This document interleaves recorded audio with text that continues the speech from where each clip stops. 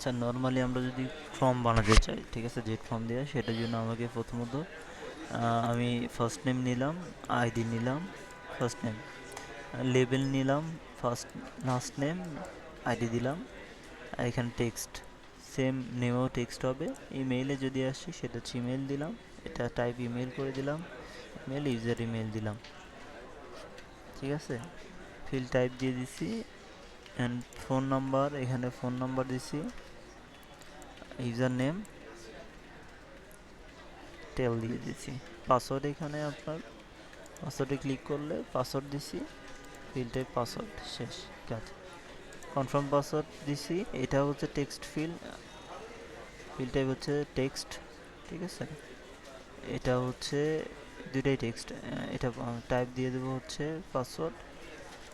R about me নামে একটা description নিয়েছি, এটা এখানে থাকবে। আচ্ছা, আর এটা হচ্ছে লেবেল নিছি, এটা হচ্ছে চেক ফিল্ড, অ্যান্ড যদি অ্যাগ্রি করে এখানে ক্লিক করব। এখানে আমি একটা টেক্সট দিয়ে দিছি, এটা টার্মস অ্যান্ড কন্ডিশন, ওকে। এটার একটা আইডি দিছি।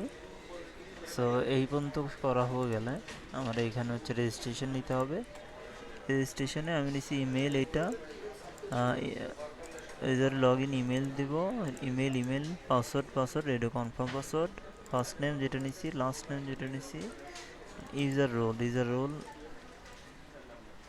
এখানে দেওয়ার দরকার নেই। এখান থেকে আমি যদি কিছু না দিই অটো সাবস্ক্রাইবার সিলেক্ট হয়ে যাবে, তো আমি সাবস্ক্রাইবার সিলেক্ট করে নিলাম।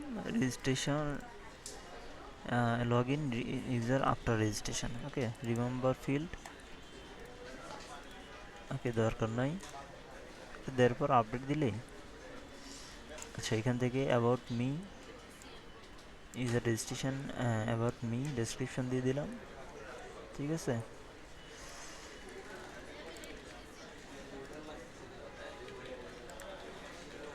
যদি আমরা